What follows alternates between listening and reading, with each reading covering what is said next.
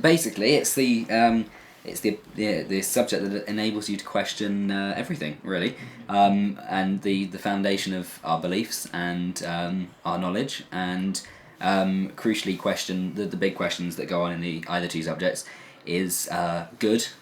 Is there such a thing as good and bad? That's in ethics. So when we talk about moral things, are we actually making any sense?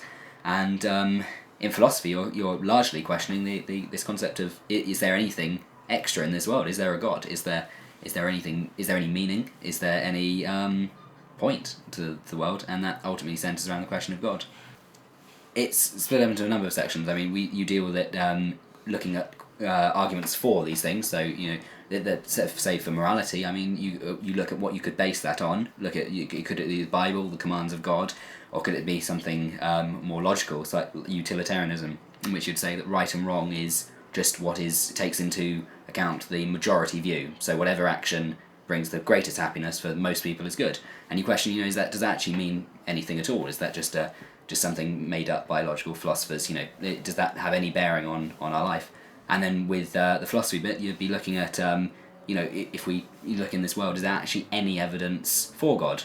And someone might say that it looks like the world was designed. It looks like there's evidence of a loving God in nature. And others would say, well, that's nonsense, it's just evolution. And equally, we look at things like religious experience and God revealed through Scripture and say, is that actually evidence for God, or could that have just been falsified or imagined throughout society? And so we ruthlessly assess those. I chose it because I wasn't sure about my fourth subject, and I went to the open day thing and it sounded interesting when you were talking about it and stuff, and also I like essays, which sounds weird, but I do English and I really like discussing things in groups and then writing your own views about things, because it's a subject where you can put your own views in, it's not just all fact and stuff. Yeah, it's a topic where you can debate and it's quite a socially interactive topic. For me, I really enjoyed RE in the 4th and 5th year, so yeah. It's obvious, it's like an obvious choice for me to do it. I thought it was really, the philosophy side really interested me, and it was drawn on that it was like the C-type questions at GCSE, which really I thought was more interesting than the Luke's Gospel section. Yeah, for me, I didn't actually really enjoy RE at GCSE so much, but I knew that philosophy and ethics would pose more interesting, kind of more mentally stimulating questions than it has. So that's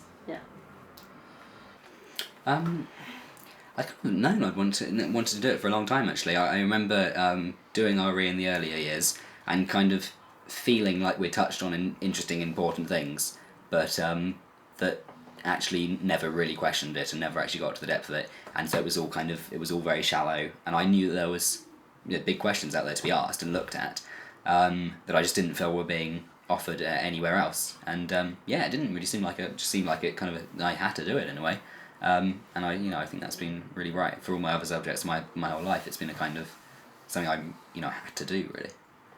Well, I went to the you do those sixth form presentation things. I wanted to do something new, and it seemed rather interesting, so I thought I'd do something new, and the sixth formers portrayed it quite well in a good light.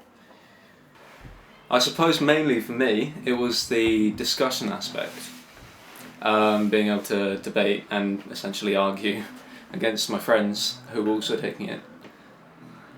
Yeah, similar for me, except I just really enjoy arguing. Obviously. And it's about proper issues. You go in as a fifth former quite cocky, thinking you know it all, but you're not really thinking why you think of such things. You go in quite full of yourself, really, and you come out really. You're taken down a peg, but then you can really back up what you believe in when you come out. Much. I think it's been completely worthwhile. I'm quite lucky to have chosen it, really. Yeah, I'm very lucky since it was right at the last minute, because I hated RE at fifth form. When I was younger, there were always questions about existence and stuff. I think everyone goes through a stage like around 10 or 11 when they realise they're fairly mortal, and there's questions that you want to be answered, like, is there a life after death, is there a God, do I actually exist, does anything actually exist, and those were always questions that played on my mind. And I actually took philosophy and ethics after reading a book called Sophie's World over the summer, and I think that really widened my perceptions on everything, and I think that's why I chose philosophy and ethics. Personally, I think ethics in particular, you find yourself checking what you're going to say before you say it. You avoid sweeping generalisations, and you become much more aware of sort of the weaknesses in your points of view.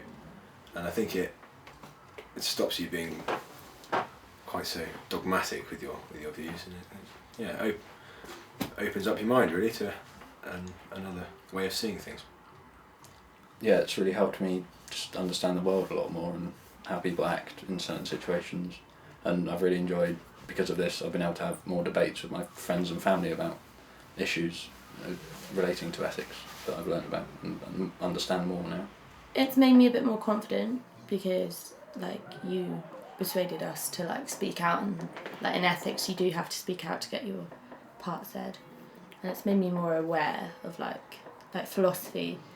It's quite, like, it makes you reconsider things which you never thought you might believe in. Like, it's quite challenging for the brain. It's made me more argumentative. Yes. Doesn't seem like it in the classroom, but at home. You have more to say at home. You can speak up at the dinner table. Oh yeah, big table time discussions. In 10 years' time, I'll be on a battlefield site in a battlefield hospital, hopefully pulling bullets out of soldiers, and hopefully saving some lives. Actually, philosophy and ethics has made me realise how important people are, as kind of it's almost like sanctity of life, but without the religious act. I realise the value of people's lives, and for me, I'd quite like to, in 10 years' time, I'm hoping to get involved in humanitarian aid when I come out of university. I know that wouldn't get me. Shut up. I know that. I know. Little angel. It wouldn't get me very far as money goes, but through I think my conscience has kind of driven me in that direction. Hopefully, running my own business. Yeah, because I'm doing international business and global management in uni. Hopefully, if I get the grades. So yeah. What are you? I'm still not really sure what I want to do, because I was toying with the idea of, like, medicine, or I'd literally love philosophy, so really would have wanted to do something with philosophy at university, and I'm having a gap year, so maybe ask me in a year. I'm doing fine art, so hopefully philosophy will kind of be incorporated in my degree, but 10 years' time, don't know. Probably have lots of babies on a beach. Living in the country, just there. Yeah. Oh gosh. Hopefully, doing a lot of creative things. I think. The thing is, I've decided I didn't want to. I thought for a time I might carry on philosophy to study it, but I kind of feel like I've got to a point where I realise that certain questions can be looked at in a better way creatively, I would say, and that's why I'm really interested in going into writing and film in particular, as a possible way forward to discussing ideas. But also, I mean, you realise that ultimately, if there is no God, if there is nothing extra to this world, you want to kind of enjoy it in a way and do make it richer and more interesting. And I think you can do that through art and the like. So hopefully, be following that in some way in 10 years.